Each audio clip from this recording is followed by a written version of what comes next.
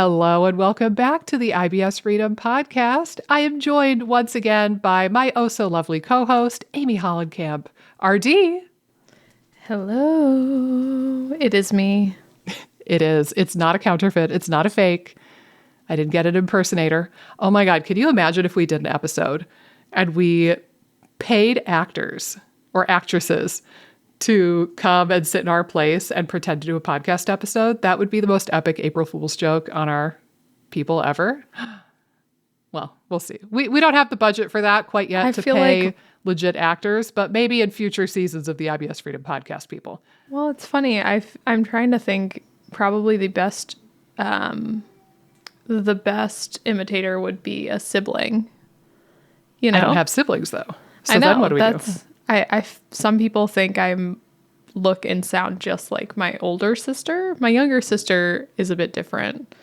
Not in a bad way, but she's short and looks a little different than me and my other sister. So yeah, I don't know. You're one of a kind. You're truly one of a kind. A lot of people say that I'm just like my mom, so we would have to get Mama Sierra in here, I think. Wow. Yeah. We'll see. Future episodes, perhaps. We'll noodle on that one a little bit more. But care to introduce the topic of the day? We're actually not here to talk about hiring actors or family to play our parts and record an episode for you. What is the topic of the day that feels so apropos because Thanksgiving is this week? Gratitude. Da, da, da, da. Woo. Heck yeah. And you know what I'm grateful for? That I'm here with you. And I'm grateful for you. No, honest to God, that's a really good place to start though, because I don't know if you get this a lot. I imagine you do. I get it all the time. Oftentimes people will share something to the effect of the whole SIBO world is saying this thing. And you're the only one telling me to do it a different way. And it's kind of like always with this little hint of disbelief. Like, are you sure? Are you sure we don't have to starve the SIBO? Are you sure that we don't have to do crap loads of antimicrobials? Like, are you for real? Or are you the outlier because you're a crazy person and everybody else has it right? And to be quite honest, it was kind of lonely feeling like I was the only one rationally thinking about this condition. And then I reached out to you and the rest is history. And we got on this podcast and we talk every week. And honestly, it feels a lot less lonely in the SIBO verse now. Yeah, no, 100%. We've hit our 3-year anniversary. I don't think we did an episode. You're right. Well, funny enough, we're recording this a little bit ahead of time. And this basically is our 3-year anniversary. Oh, yeah. Funny enough. I think maybe next week. We posted our first 5 episodes in October. Yeah. So 3 years. Wow. 3 years. We need to go on like an anniversary trip or something. We do. Weird fun fact about the podcast. We have yet to meet in the flesh. We have only ever talked on the phone in Marco Polo and web stuff in this capacity. I said it last year and I'm going to say it again though. 2024 is the year that we meet in person and we do some squirrely, random, weird stuff together, and it's going to be magnificent, and we should document some of it for our viewers because it's going to be a rip snort and good time. I don't know what it'll be yet, but 2024 is the year we need to make it happen. Yes, I agree. You know what's funny? Maybe we've talked about this historically, but I'm not necessarily the biggest traveler, and I feel like you're not either. Yeah, I enjoy it. I don't know. I don't prioritize it a ton. I always enjoy every trip we go on, but yeah, I'm not a super big traveler either.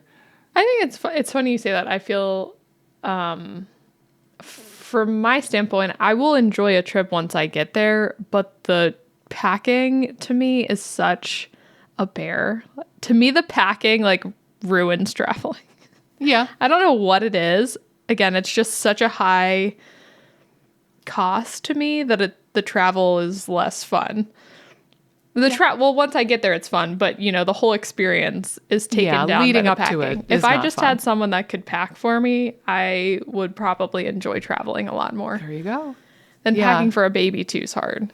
Yeah. Well, and it never gets easier because my daughter is 8 and you would think she could pack her bag herself. But, she still does like 8-year-old packing. So she'll pack to go to grandma's for a weekend and she only packs bathing suits. No Right. underwear, no socks, no nothing. And I have to be the one like putting underwear in there. Similarly, when we went to the beach for a 3-day weekend for her birthday in September, so I had the FODMAP Freedom Q&As, which is basically like all of Friday afternoon for me. And I got off at maybe 5 p.m. And then my parents got here and we all crammed into the car. And we all headed to the beach right after I got off those calls. And I forget if somebody else did the packing or if I had to do the packing really last minute as soon as I got off the Q&A. We got to the beach and realized we forgot to pack Jess's toothbrush and toothpaste and her, like, I get her the pH balanced soap for washing, Right. so it doesn't sting or whatever. So we forgot all of that, all of it. And we could buy some stuff at the beach, but not her electric toothbrush. Right. And not her chocolate flavored toothpaste. Side note, Amazon. So good. But yeah, so I was a horrible evil mother and I made her try the strawberry toothpaste from the Harris Teeter on the beach. And no. it was apparently spicy? Question mark.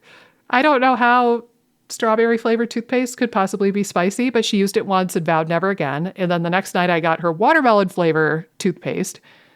She hated it and she vowed never again. And then luckily we went home the next day. Right. But yes. It's hilarious. I forgot my own child's toothpaste and toothbrush. Who Well, does that? It is what it is. I mean, the good news is that you can always buy something out. Armand will definitely give me crap if I mess up packing, though, because he's so organized. So he'll never miss an opportunity to give me crap if I forget stuff, because I'm way less organized and I'm a much more of a last minute packer. I definitely procrastinate it. Yeah. Whereas he's like packed every bag 2 weeks in advance. Oh gosh, one of those. So yeah, it's the human problematic brain at is times. fascinating. How it can be wired so differently. True. Oh, Armand. Well, I don't remember how we got on this tangent once again, but this is an episode, I guess. I don't have any hardcore science to share today other than just wanted to have a bit of a conversation about gratitude, and maybe this could trickle into more like mindfulness and meditative practices and discuss that. But I think also gratitude, you can do the gratitude thing as an acute treatment, if that makes sense. So for example, I have pulled up a plethora of different gratitude journals as a prop for today's episode. Wow. You can make the time to do gratitude journaling and set aside dedicated time out of your day every day.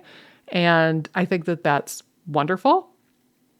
But I think the ultimate goal is to have gratitude sprinkled in your daily life throughout the day.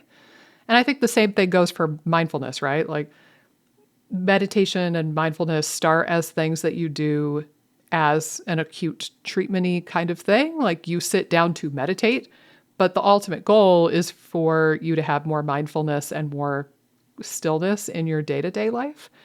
Right. So again, I think that these all sort of bleed together. But speaking of which, if I may use the props and then I'll open the floor to conversation. Here's my quick off Amazon reviews of these gratitude journals. By the way, could we just laugh at me? I have filled out maybe like 8 pages in any of these. I don't want you to think, ooh, she's such a gratitude beast, man. Oh my gosh. But, I think that many of us have that brain lesion that makes us think that buying a new journal or a new planner is going to radically change our personality in our life. And I've never been much of a journaler, I guess. I remember when I was a kid, I tried to keep a diary, right? Because that's the thing you do. You keep a diary or a journal. Right. And if you go back in my old diary, which I kept, it's in my mom's attic still. If you go through some of the diaries that I kept when I was a kid or a teenager, most of my entries started out with, sorry I haven't written in a while.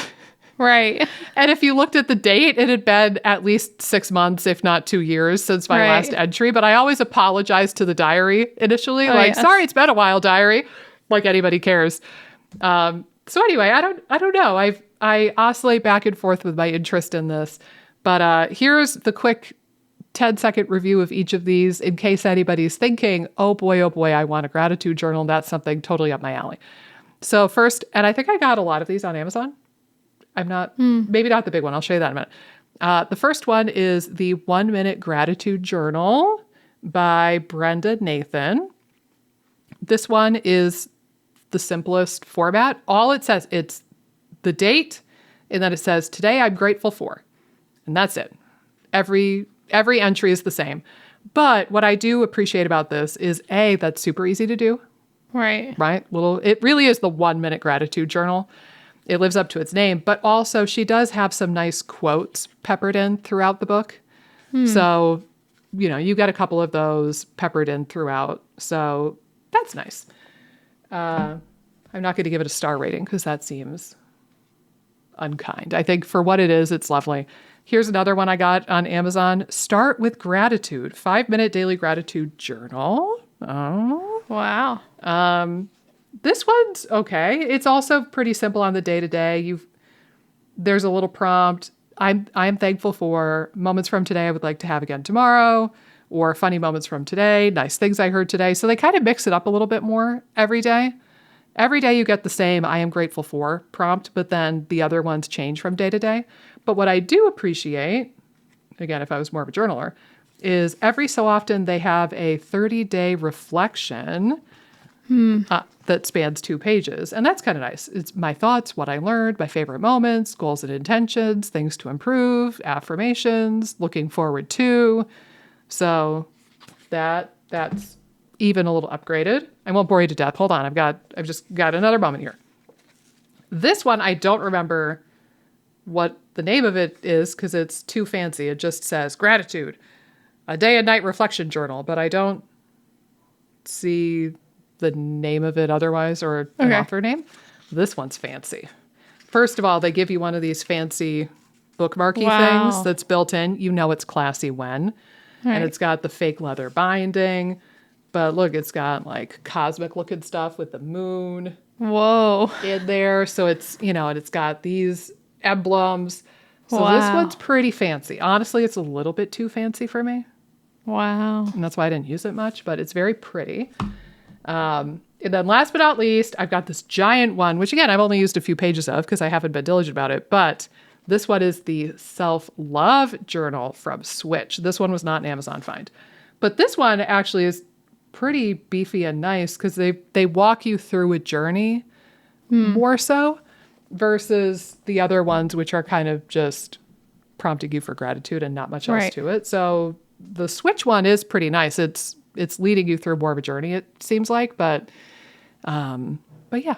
Yeah. So I have a to-do journal that has what you're grateful for right up here. So if you just wanted to work it into a typical to-do list, you could do something like that too. That feels more doable than having a dedicated journal. But then, see, I get to-do lists and calendars and stuff, and I don't use those either. Right. Planners. This is a good point too, to probably, before we get too into the weeds, discuss what gratitude really is and why it's important from a IBS journey standpoint. To me, gratitude doesn't mean that you never have a negative thought.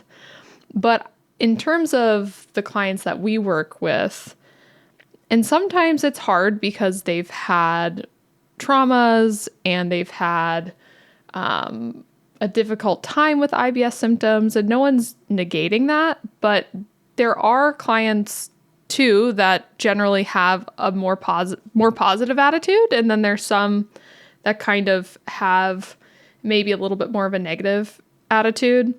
And I think of gratitude as being someone that has a little bit more of a propensity to focus a bit more on the things going well and the things going right and being able to celebrate those things. And it is something that is a practice and can be learned, and you can rewire your brain a little bit to lean more, to be more grateful and lean on that emotion more. But being the opposite a little bit, where you might be hyper focusing on a lot of the negatives or things that aren't going well, can definitely keep you stuck and keep you in a state of mind that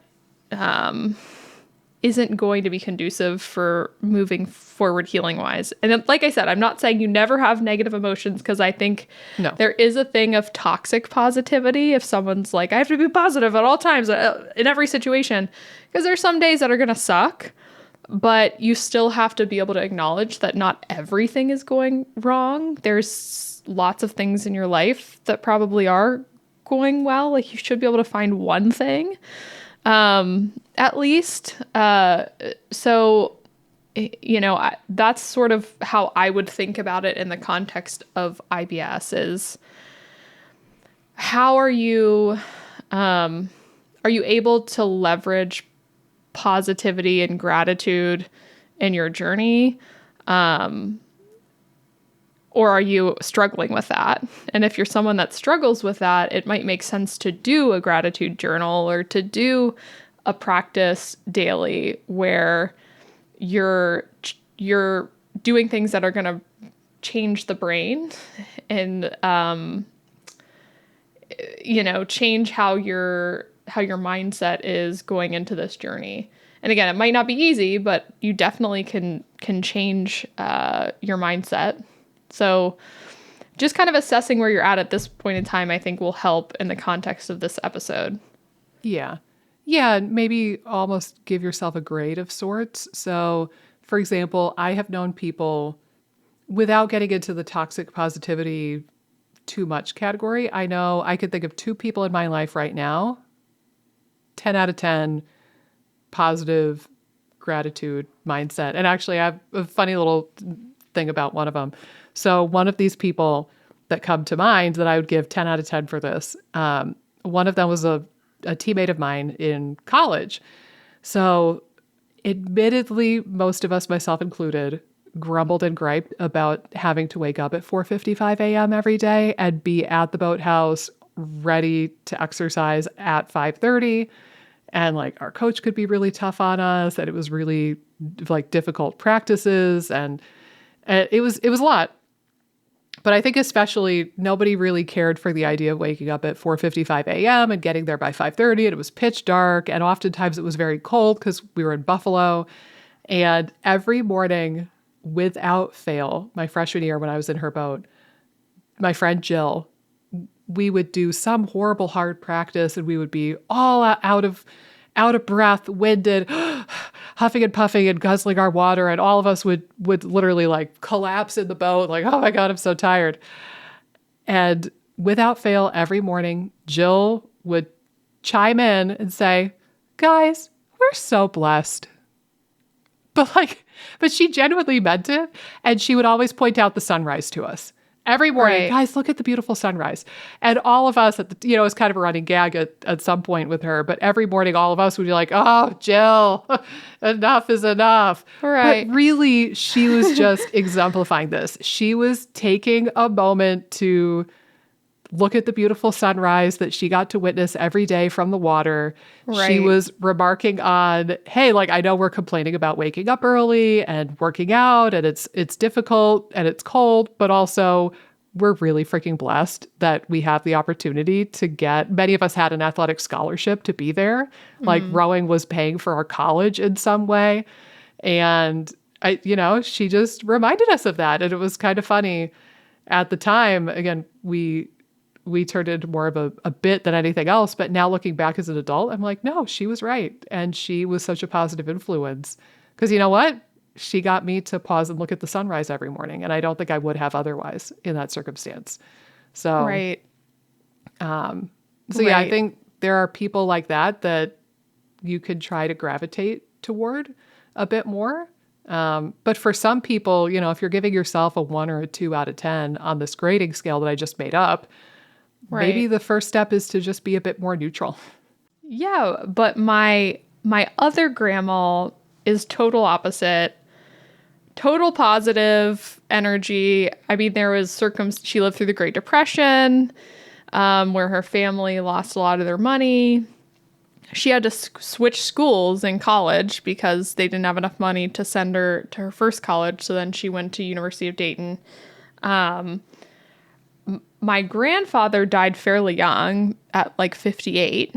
And then they didn't have any money. They didn't manage their money super well. So she had to go back to work after not working for 40 years or whatever, but thrived. Everything she did, she sort of thrived. So she was thrown a lot of curveballs and didn't really dwell in the curve that was thrown. Yeah. She took it upon herself as an opportunity to grow. She was always someone too that cracked me up with deals. She was obsessed with Steinmart, so she would always be finding the deals at the store, and she always looked amazing, but she didn't spend very much money. She always looked dressed to the nines, super stylish, but would do it on a budget. She would always throw elaborate parties each year for holidays and birthday parties, and would decorate table settings. But someone that had some curveballs really thrown at her, didn't necessarily have tons of money. She had enough to be comfortable, but used it really wisely, traveled a bunch. So she's just like an interesting personality when it came to that kind of thing. But yeah, I just think there's some people that have more of that and some people that have less of that, but it can be modified. Yeah. I think it's about what you're spotlighting. This is something that's been helpful from an OCD anxiety thing, which for me personally, but I think a lot of my clients have a degree of anxiety or OCD. But, when you have anxiety or OCD, you tend to spotlight the really scary stuff or the intrusive thought or the doubts. So all your spotlight is on that one thing instead of just kind of moving on to other things or spotlighting positive things. It's always kind of the negative thing, the negative outcome. So even I think from a gut health perspective, if you're sort of highlighting the symptoms, you're highlighting, oh man, am I ever going to get better? You're highlighting the doubts, and those things can be there simultaneously. So I'm not saying that the symptoms aren't bothersome or that the doubts aren't there in the background, but you have to be able to manage those things and not solely put the focus on that. Put the focus on some other things too that are positive, whether it's gut related positive or not.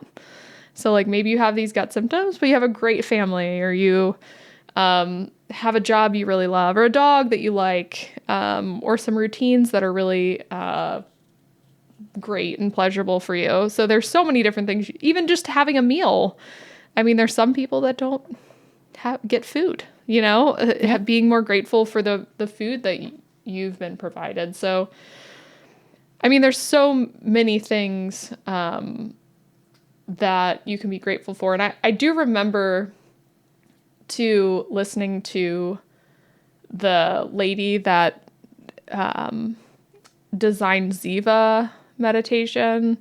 She's been on a lot of podcasts and stuff, but she always talked about how even asking the question of what am I grateful for changes the chemistry in the brain. So even, getting in the mindset of gratitude and thinking about gratitude is actually helpful for the brain in different ways. But yeah, I think in some, the more you can focus on things that are going well, whether it's gut related or not. Like it doesn't necessarily have to be gut related if things are all not going well, gut related. Maybe there's some positive things in momentum or things you're building in habits that will achieve better gut health at the moment, but you're not necessarily experiencing benefit yet that you could focus on. But I I think that that's sometimes a hang up, is that people think it has to be something gut related that they're thankful for, or they get kind of locked on that, you know? No, I don't think so at all. To your point, you could be dealing with some very real symptoms, but there's something else in your life, like the roof over your head, the food on your plate, the people around you, one single person, an opportunity you've had. I mean, I like the way you phrased it as it's what you're spotlighting. So you can imagine you're in a room, and maybe it's like a pretty dim room, so you can't see everything around you, but there's a lot of stuff surrounding you 360 degrees, and it's just a matter of what are you pointing your flashlight at and highlighting in that moment. So you could still have the bad things and the negativity and, the icky feelings or the icky thoughts or the intrusive thoughts or the scary stuff. You could still have some of that, and occasionally it gets the spotlight. But the more you can consciously turn the spotlight towards the good things and the things that you are grateful for, the things that you do have in your life, I think that'll be better. And to tie this back to something you proposed maybe 5 or 10 minutes ago, circling back to, well, what is the relevance for IBS and tummy problems? Gratitude is great for just everybody to practice, but what is the relevance for our crowd? I really think that this tones the vagus nerve. Right? Yeah. It's all of these positive emotions and positive thoughts are kind of in this mishmash together. But we know, for example, that compassion stimulates the vagus nerve. We know that social engagement stimulates the vagus nerve. So it really wouldn't surprise me if things like mindfulness and gratitude would stimulate the vagus nerve as well. And then if you stimulate the vagus nerve, bada bing, bada boom, gut-brain axis, and your tummy works a heck of a lot better. So I think from a scientific perspective, if you want to kind of get into the weeds on that, I think that this is all another conversation about stimulating the vagus nerve. No gargling required. Yeah. No, wholeheartedly agree. And I know, I think, where someone could start, like you were mentioning, just doing a gratitude practice. Again, if that feels very, if gratitude feels very foreign to you, doing a little gratitude journal, like you had mentioned. Another exercise I know I've talked about previously on the pod was something that Julia King taught me through some of her content, which we had her on the podcast Way back. Season 1. Yeah. Episode 20 something, I feel like. Yeah. But she has something called the even though exercise. And I really like that because it still, allows some of the negative to be there, but it balances it out with something more positive. So, even though I'm having some bloating right now, I was still able to go really enjoy a tennis match with my friend, or I was still able to go on a date night with my husband and enjoy it, or, go on a walk with my dog, or I was still able to go to work and feel okay. So you can have, some negative things going on and balance them out. That might be a good place to start too, if you feel like you are a little stuck on some of the negative stuff, because you have something like that going on, which could be not fun to deal with, there's still something you could do that would be pleasurable and joyful. And again, is along the same lines of gratitude, like being grateful that you're still able to go out with your husband or go on the walk. I like that exercise as a way to balance things out a bit. Yeah, I think that probably will feel more attainable to people who, again, like on my imaginary grading scale, if you're grading yourself between like a 1 and a 4, that might feel a bit more obtainable versus being the person who says, we're so blessed. Look at the sunrise. Oh, guys, you're not going to go from being more pessimistic and negative to that overnight. So this Right. could be a stepping stone. I think also hanging out with kids or just trying to take a note from kids can be helpful. And you have the prime example of this right now. Isn't it so fun at this age with Cece being a little bit over 1 year old now? Isn't it fun to see the world through their eyes and just, to a little kid, like a toddler, they could pick up a rock and be so mesmerized by that rock for like 20 minutes. They're turning it in their chubby little hand. They're playing with how gravity influences the rock. They're throwing the rock. They're licking the rock. They could be completely enthralled and entertained for 20 minutes just with the ugliest gray rock ever. Versus adults, we have all this beauty around us that we don't see half the time. Here's a good little exercise that probably everybody could do. When is the last time you laid on your back and watched the clouds go by? It's a good question. So fun. I kind of accidentally did this a couple weeks ago. I think we had gone out to dinner and we let Jess go to a playground for like 20, 30 minutes to get the beans out afterwards. And I forget if I was really, really full from what we had just eaten or if I was just really tired from the day. I think I was just tired. And so we sat, it's not a bench, but it was like a concrete thing that effectively is like a big bench. And Mike sat down and I sat there next to him for a few minutes and I just decided, the heck with it. I'm just going to lay down and I'm going to put my head in his lap and look up at the clouds. Right. I was mesmerized. The clouds moving by, they're so beautiful. It was so fun. I didn't want to get up. Yeah. I laid there for a good 15 minutes and would not get up because it was so pretty. But, it's little things like that or just watching the wind move the trees. I could do that from my front porch even. You don't have to go anywhere. You could go out on the street or out in your neighborhood or out on your front porch or something, and you might be able to see something as simple as the wind moving the trees and the plants. And that can be a really beautiful thing. Yeah. It's interesting because you're highlighting something that I also think is important is that gratitude requires some stillness and some mindfulness to be able to take a moment to be grateful for something or just to see the beauty in something, which we're all sprinting around doing our various things and you can get very caught up like knocking out your daily tasks, and which is all well and good. No one's saying to just be a monk and notice every little thing about the clouds or the ants on the sidewalk or whatever it is. That's Cece's big thing. She loves ants. She's mesmerized by ants.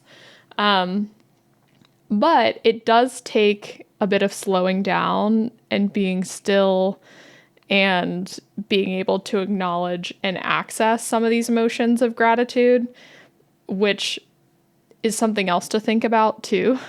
Like making a little bit of time for joy and a little bit of time to connect with gratitude is also important. And it might take, maybe it's 1 minute. It's not like it takes a long time, but it does require a little bit of time and energy to make that shift. I think I wouldn't even say time and energy. I think intentionality. Yeah, probably. that's a much better word. Yeah. It could be as simple as maybe you set a reminder on your phone that once or twice a day, something pops up and says, what are you grateful for? Actually, I think Insight Timer does that. Because I used to get a notification. It was like 9 p.m. every night. It would pop up with a notification and I would swipe off of it. It hasn't been doing that for me lately. I don't remember if I uninstalled the program because I wasn't really using it or if I messed with the settings or something, but I actually really liked that part of Insight Timer because it makes you pause for a second and say, yeah, what am I grateful for? But, to your point, we're not saying that you all have to be a Zen Buddha master meditating on a mountain in Tibet. Quite the contrary. The day that I kind of appreciated the trees moving back and forth in the breeze, that was the day that I was working. I saw patients in the morning. I went downstairs to eat lunch and I took my lunch out on the front porch And instead of, listening to music or Marco Polos or something like I might normally do, I just kind of sat there quietly while I ate, and I happened to look up and I saw the trees moving in the breeze, and I thought it was really pretty. Yeah. So and similarly, the day that I looked up at the clouds and had that epiphany, I had worked a full long day. I think I had just gotten off the FODMAP Freedom Q&A, which is usually like a 5-hour beast of a thing on Friday afternoons. It's like 12:30 to 5 or 5:30 usually is my Q&A on Friday. So I was dead tired and I had worked all day. And then again, we just went to the park for a few minutes, and that's when I had my cloud discovery. Yeah. How fun that is. But yeah, you don't have to radically change your life. It's just these little moments sprinkled in throughout your life. Right. It's almost, again, it's not necessarily built in the life of adulthood, I feel like. Hardly. So I like the term intentionality. I think that that's a good way to think about it. It's drawing your focus into the things that are the most beautiful about your life. And the flashlight, right? Right. So again, the more you can do that, the better. And again, it's nothing radical, but making small changes can really build up over time, from like a nervous system standpoint, and just like an overall enjoyment of your life standpoint. That's the thing about things like meditation or gratitude. They are tools to help you kind of live your best life. And like, I think the nice thing about gratitude is it is just a celebration, like I was saying about the beauty in your life. And the more you can celebrate that, I think the better, especially in times of struggle, like an IBS journey. Yeah. Yeah. And, it's funny because sometimes I hear, and I'm guilty of this too, just for the record, specifically with meditation, but sometimes I hear people say, yeah, I tried meditation. I don't think it's for me because I get so distracted, like my brain's all over the place, and I get too like ADHD when I try to meditate. So it's not for me. And what I've heard from numerous meditation teachers is that just means that you need it more. Right? Like meditation is the remedy for that if you persevere and you keep doing it. Right. And admittedly, that has been one of the reasons why I haven't really continued. That's actually one of my New Year's resolutions for the new year and maybe into the winter of this year. I want to actually get into meditation a little bit more. Yeah. But, it's the exact reason why you say this is not for you is a symptom that indicates that this is exactly what you need. But I think similarly, if you are, again, grading yourself on this imaginary grading system 1 to 4, and you know that you're kind of a negative Nancy and that a Debbie Downer, and that's just who you are currently, and you feel like it's this impossible feat to get up to the point where you're saying, guys, we're so blessed. Look at that beautiful sunrise.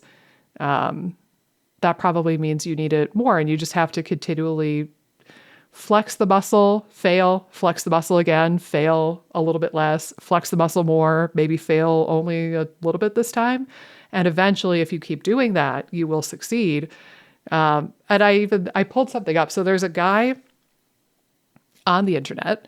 I follow him on Instagram. I believe he's also on other platforms like Twitter and whatnot. He calls himself That Meditation Guy. So it's that_meditation_guy. And I took a class with him and I really, really liked his approach. His class was really useful, I thought. But he had one post more recently, for example, that says, if you're meditating and you notice that you're distracted, allow yourself a moment of celebration for noticing the distraction. That is it. That is the practice. You're doing great. But how funny, to blend these two things. I think that the Debbie Downer version of that is you get distracted and you say, see, I knew I couldn't do this. This is crap. This is why I can't meditate. Crap. And then you get down on yourself and then you use it as an excuse to book out. But he's saying, again, express gratitude, celebrate the fact that you noticed the distraction and then keep going. You're doing exactly Yeah. what you need to do. Yeah, it's interesting with meditation too, in the thoughts that come up. For me, with meditation, any form of meditation, I usually have way more thoughts at the beginning of the meditation, and I just know that that's there. I've done it so many times that I know that it typically just fades. I don't need to do anything to resist it, because that's the other thing. When you're talking about how people say, oh my gosh, I'm doing this all wrong, they're sort of fighting against the thoughts instead of just being like, well, let the thoughts sort of fly in and let them naturally just dissipate over time, which is typically what happens for me when I'm almost being induced into more of a meditative state. There's just a natural flowing of thoughts. I've also heard that sometimes thoughts are just stress being sort of processed and released too. So there could be periods of time where you're meditating and you're getting tons of thoughts coming in, and then there's other times where you're more zenned out. But yeah, it's a really good point that these things are a practice, and you're not going to necessarily be crushing it out the gate. And, it takes time to build a habit, and gratitude is essentially a habit. So be patient with it and be grateful that you're trying, and be grateful that you're working on yourself and trying to push the needle in that way. I think also you just kind of reminded me of this idea too. I think that you can approach a lot of the stuff like gratitude, mindfulness, meditation. I think that you could approach it from an angle of, I have to do this today because it's going to fix something that's broken and I am intrinsically no good and broken and stuff and I need to treat it. It's my treatment. Right? Like you could do the right thing, but with the wrong mindset, versus if you want to do meditation or write in your gratitude journal because you know that you'll feel really good afterwards, or you know that it's helping you like move towards some goal that you want to accomplish, or you love yourself enough that you want to do this great thing for yourself, right? Like same practice, you could take 10 different people who say, yes, I meditate, or yes, I do yoga. And depending on their approach, I think it could either be wonderfully therapeutic or not therapeutic at all. So that's a consideration too. I know I had a friend who was going through some health difficulties, and she was meditating most every day. And I think it helped her to some extent, but I don't think it was quite getting her where she needed to be. And I think it was partially because I observed her doing this through the lens of, this is going to fix me. This is like the answer.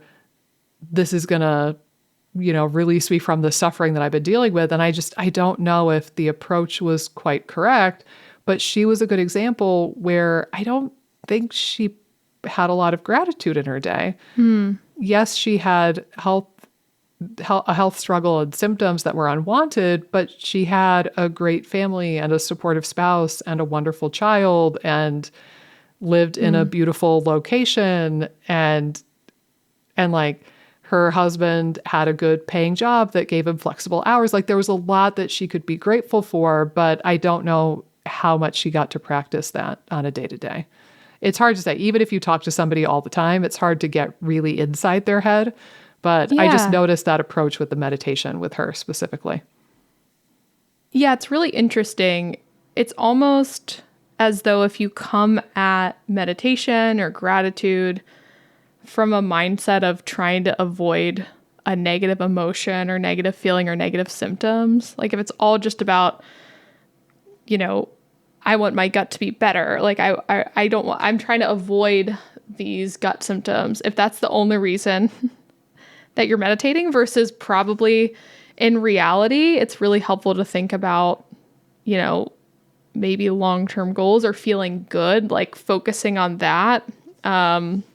like positive feelings or feelings that you're going to thrive, that type of stuff, versus trying to avoid sort of the negative things in your life. Because that's, I think, what we're getting at again. It's like if you're doing meditation to avoid these negative things versus doing meditation to kind of open opportunities up to positive things and positive opportunities, or so that your energy and focus is better so that you can do more things, and so that your gut is thriving.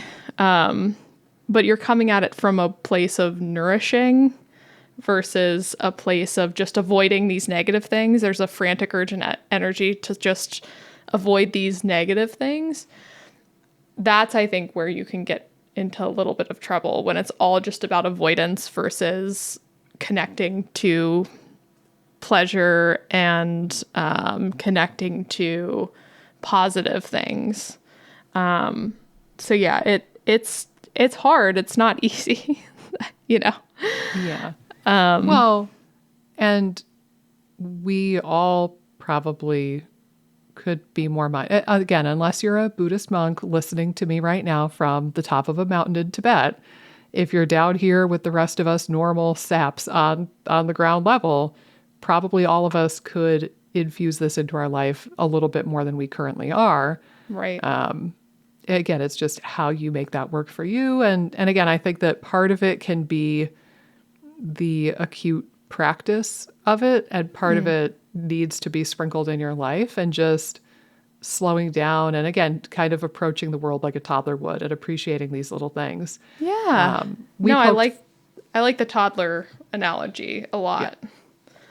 And we poked fun at my best friend not that long ago. I think in the Vagus Nerve episode, we kind of teased about this, that sometimes people will be like, well, I have to go meditate. So they leave a social situation and they go meditate. It's like, no. I think you're missing the whole point here, man. I think, in the instance of my best friend, and why I was kind of poking fun at her for this, we live on opposite sides of the country. We hardly get to see each other. And we had a little bit of time together. We met up for an IFM conference years ago. And so she only gets a limited time with me in the flesh. Right. And she excused herself and locked herself in the closet like a little weirdo. Love her to pieces, but little weirdo. And she meditated silently in the closet for an hour. Meanwhile, I'm just twiddling my thumbs out in the Airbnb like, well, hope she's having fun in there. So yeah. I get it. But she was in a weird phase of her life where she actually had part of her thyroid removed because she had thyroid cancer. And I think it was in the throes of that stuff still. And I think that those couple years especially, she was really trying to fix something and trying to, fix herself, and maybe missing the point just a teeny bit. Yeah. These things should help you connect more to the people, things, goals that you are pursuing. If it's making you disconnect more because you're so hyper-focused on meditating each day or so hyper-focused on being grateful, that's not productive either. But yeah, I agree too. I know you're saying like we all struggle with this too. Like as someone that has OCD anxiety issues, like there's definitely moments where I'm highlighting the negative things or I'm trying to resist and avoid things. Which can kind of keep you stuck on the negative things. Because in reality, if like you're just meditating so that your bloating goes away and that's the only thing you're focusing, you're still raising the importance of the bloating in your life. Like you're still focusing too much on the bloating, the negative thing, and not on the positive things that you should be grateful for. So yeah, I mean, as someone that struggles with that, there's definitely sometimes more of a tendency to have that spotlight on things that I don't like, or thoughts I don't like, or that aren't aligned with my values or goals. So it's always something I think I, as someone with OCD anxiety, practice. But it's more so of like, oh, let those things kind of swirl around and don't really try to change it too much or resist them. It's more so about like making sure that spotlight can kind of like pan to other things, and not get so locked in on these other things that are there. I've heard another analogy where it's like, all your thoughts are like apples on an apple tree. There's going to be a few like weird ones, or ones that have been eaten out by a worm. If you were picking apples, you would just kind of leave those on the tree, just. Yeah. Or pick it and go. Right. Right. So again, that's something you could kind of do with thoughts and things. Is just like try to focus more so on the positive apples and not on the bad apples, so to speak. But yeah, I think we all struggle somewhat with this. And being that I think the IBS world tends to be a little bit more of an anxious bunch. Not all the time, but I would say more often than not. That's well supported in research, higher incidence of anxiety amongst people with IBS. So again, just something to think about. I think there's going to be a propensity to be hypervigilant of the negative. So it could be harder to be more grateful, and it might not be as natural. So just keep trucking. Keep on trucking, Well, you can kind of loosely look at this like exercise. Yeah. The first day you start a new workout routine, is it going to feel easy to do the bench press or the burpees or whatever it might be? No, it's going to be really, really hard and cumbersome, and you're going to be kind of cursing under your breath, hating life because burpees suck no matter how fit you are. But the more you do them, the easier it gets. And, as you go through your day-to-day life, to kind of pull this a little bit further, you do the workout in the gym, and then you do start to notice that your day-to-day life feels a lot easier. Oh, I'm not sore from, doing that work in the garden. Or, oh, I'm not winded from going up that staircase on my way to work. Or, oh, I feel like more mentally sharp. You start noticing those things in your life after you do exercise for weeks or months. It's not to say you do one push-up and then, hooray, I'm cured. I am fit now. You got to keep exercising the muscle and keep working at it, and then take the time to notice the things in your day-to-day life that get better. Yeah, no, that's a great, great example, because, your nervous system is similar to a muscle. It needs to build tone, from a vagus nerve standpoint too. Using different circuitry takes time for those brain pathways to build strength and to connect in different ways. So, yeah, you're building plasticity, right? Neuroplasticity is forging these new pathways and teaching your brain to use the new pathways instead of the old pathways. Right. It's not an easy feat. It's not at all. And honestly, I've heard it. If anybody didn't know this about my brain, I work best in like metaphors and analogies and pictures. So if you imagine you get to a field and there's this really nice path, flattened out, all the grass is nice and flattened. Somebody went through and weed whacked. You have this clear pathway on the left, and then you have barely a pathway. Like it's a faint whisper of a pathway on the right. There's probably spiders and ticks and God knows what. But, you get to that fork in the road, which path are you going to take? You're going to take the one that's clearly forged and laid out for you. And the nervous system is no different. If your nervous system can approach something in different ways, it's always going to take the path that's already there, the path that is well constructed and forged. It doesn't mean that it's going to get you to the destination you want. You're going to go straight off a cliff. Maybe. Yeah. But, your brain just in the moment sees, ooh, that's the good pathway because that's more clearly a pathway. You have to really entice your brain to go the other direction and forge the new pathway. And it takes time and diligence to do that. Right. I love that analogy. It's pretty great. I thought it worked. It's fitting. Yeah. And it's going to feel hard the first time you do that. But after you do it enough times, you will have a nice new pathway, and then it'll feel like second nature to use that pathway. Yes. Yeah. But yeah, I think that honestly, ironically, if we named this episode something about the vagus nerve, we'd probably get a lot more clicks on it. We probably Maybe like, are you grateful for your vagus nerve?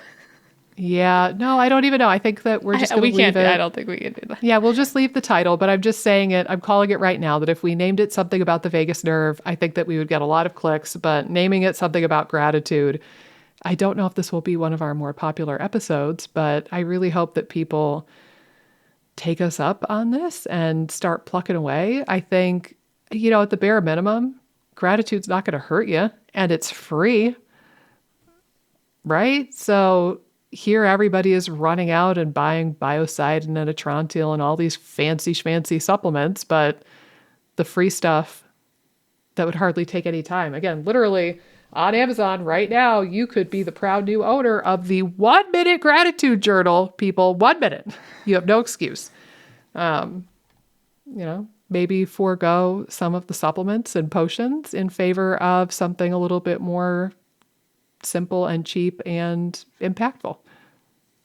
Yeah, totally. My husband and I are doing that exercise we talked about too, where we say one thing we're grateful for, one win, and then one thing we learn. So you could even do something as simple as that. You don't even have to buy a journal. You could talk it through with your partner or a loved one or a friend or a coworker on a daily basis. Or to yourself. The heck with it. Yeah.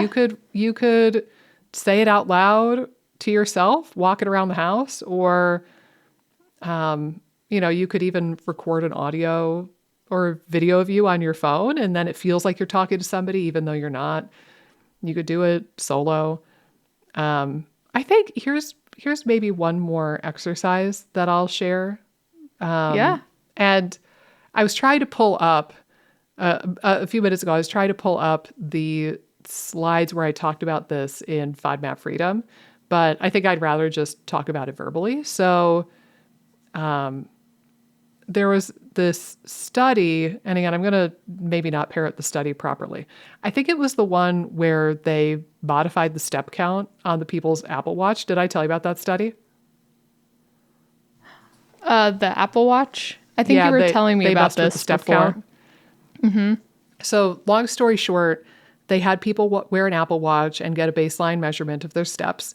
Then they divided them up randomly, and one group had an accurate step count. The other group had a 40% deflated step count, and another group had a 40% inflated step count. So one group thought that they were killing it. The other group thought that they were being lazy bums, and then the other group was getting an accurate reflection of their activity for the day. And there was a fourth group that did, I think they called it like a meta-mindness intervention. I forget the name of it now. But basically, they observed whether health parameters and like biometrics improved. And they saw the people, like compared to the people who had an accurate step count, which served as the control, the people who had the inflated step count really didn't benefit from that. You would think that mentally they'd be like, oh man, yeah. Oh, I'm doing so good. I'm really crushing it, man. And you would think that that would spill over into other areas of their health, but it really didn't. They were about the same. The people who had the deflated step counts felt worse, like their mental health went down. And I think that they ate more junk food and their blood pressure went up, I think were the metrics. So the people who had the deflated step count definitely fared worse because of it. But compared to baseline, the people with the inflated step count really didn't get any additional benefit from that. Right. But interestingly, the other group where they had them do this little journaling prompt, they had the most benefit as far as health and like cardiovascular biomarkers. I think they might have looked at heart rate variability. I can't swear to that now, but I think they looked at blood pressure and just like a screener for mental health. And what they did was so easy. Anybody could do it for free. You ready? You write down or say out loud some things that you did that were good for you or that you're proud of. Next step is you congratulate yourself for doing those things. So I drank water today. Yay for me. Or I got enough vitamin C today. Yay for me. Whatever it might be. I went on a walk. I got up early. I did whatever. You write down the thing. You acknowledge the thing. Step 2, you congratulate yourself and pat yourself on the back for doing the thing. And then step 3, you just write maybe a bullet point or 2 of why that thing was so good for you. So, I hydrated today. Yay for me. That's really good because now I won't whizzle up like an old dry prune. Or, I moved today. I would That's love really to see. good. I would love to see your journal. Yeah, right. Or like, I walked today. That's really good because I got out in nature and that's good for my nervous system and my immune system. And it made me feel really good. Or like, I want to lose 5 pounds and that puts me one step closer, pun intended, by the way, to losing the 5 pounds, whatever it might be. But that's all you do. You write down the things that you did that were health promoting. You pat yourself on the back and then you give yourself just a little bit of backstory of why was that thing good for you in the first place. That was it. That's all they did. And that was associated with better mental health scores, better blood pressure, like better biometrics of the stress response. And you could do that for free. So, okay, maybe you're still struggling with SIBO or Candida or GERD or whatever it might be. Did you eat anything with any health benefits at all today? I don't care if it was one strawberry because that's all you could tolerate and you're feeling defeated, but that one strawberry still did something great for you. Be grateful for it. Pat yourself on the back. You did it. Hooray for you. Or like, okay, you're feeling bloated or you had terrible poops today, but you made a point to drink plenty of water or you made a point to connect with a friend, like call or text a friend that you hadn't connected with. You can do these things even when you're not feeling at 100%. And again, I think that this kind of overlaps with the gratitude conversation. Right. It's a celebration of what you're doing right, really.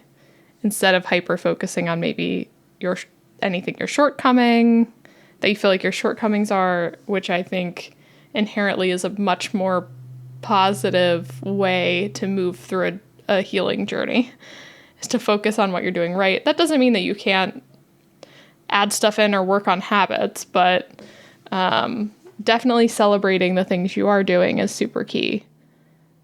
Yeah. Yeah, and that's one flavor of gratitude, but I think that everybody could do that. Mm-hmm. You don't need it to be a New Year's resolution. You don't need it to be a treatment or a therapy. But that's the sexy thing to do. What was that? That's the sexy thing to do. It is. Well, and I said earlier in the episode that it's kind of a resolution for me of sorts. But you'll notice I'm talking about this now, and I'm not waiting until January 1st necessarily. Right. Like, I think I'm finally getting to a point where I can breathe a little bit and come down off of my big mega project, re-recording FODMAP Freedom and getting these students through their experience. And now I'm looking forward to the holiday season because I could take a little bit more time to practice what I preach and take care of myself. So yeah, I think I'll probably start that a little bit sooner than the new year, but I'm also being courteous to myself, and I'm trying not to put anything else big on my plate until I've had some time to just be for a while. You know what I mean? Yeah. Like, I don't want to go from accomplishing one big goal right into the next goal. Right. I just want to exist for a while and be cool with that. I think having times like that where even if you're pushing to a goal, even a gut goal, so hard and failing to some degree, or like even not doing super able to accomplish it, having a break, even in those situations versus keeping on pushing. I feel like we've talked about this before, is good. Whether you're successful or not, having a break after going gung-ho at something is probably a good thing, just to recharge your battery and not flame yourself out. I wish some of our clients, I know we've talked about this, had taken a break versus just pushing through for like 10 years. But yeah, and we talked about that. The same friend we talked about, like I had suggested taking a break around the holiday season and just spending time with her family and just basically dealing with the symptoms that she has and focusing on the holidays. And that she was in a tough place, but you would have thought I asked her to saw off her right arm and barbecue it and feed it to me. That just Right. was not a happening thing. And again, the fact that she responded that way to that suggestion to me is indicative of the fact that she really did need a break. Right. So Right. it's it can feel really daunting to do some of these simple things like taking a break and not striving for once. And it can feel daunting to, again, kind of feel like you have to shift your whole personality from downer Debbie, negative Nancy over to Miss Positivity all overnight. But it doesn't have to be overnight. It can be gradual. Right. And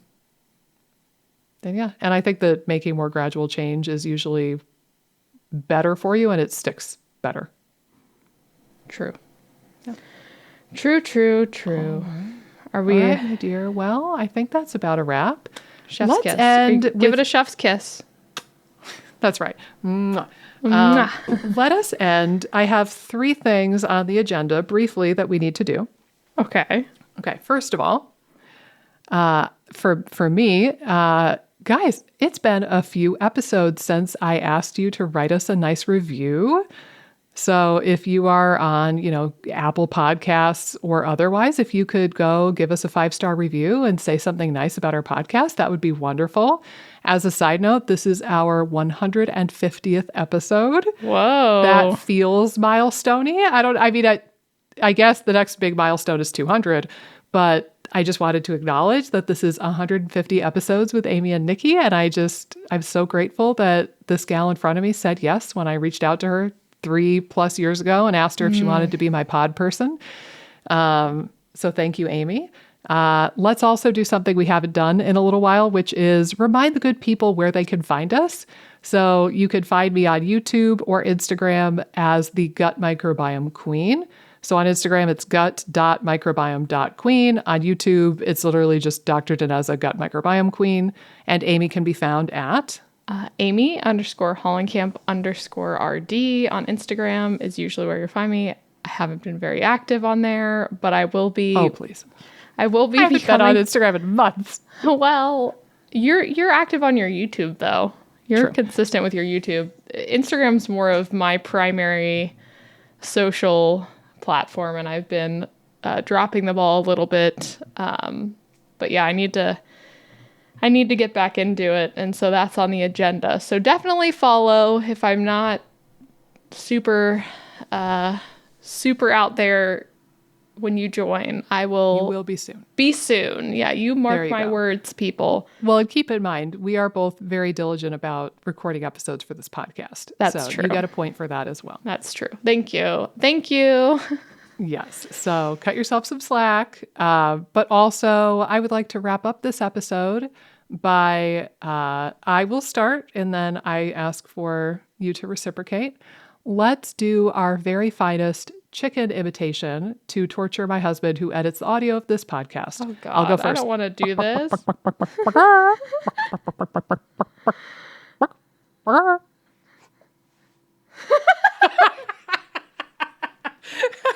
Oh my God, I'm getting Okay, fine. You I'm can getting pick the a barnyard worst. animal if you're choosing. the worst stage fright of my life. We've recorded 150 episodes of this podcast. We Okay, dressed as old I ladies for one episode, understand. Amy. I understand. You can but, be a barnyard animal. Well, you see, like you just came in and you owned that.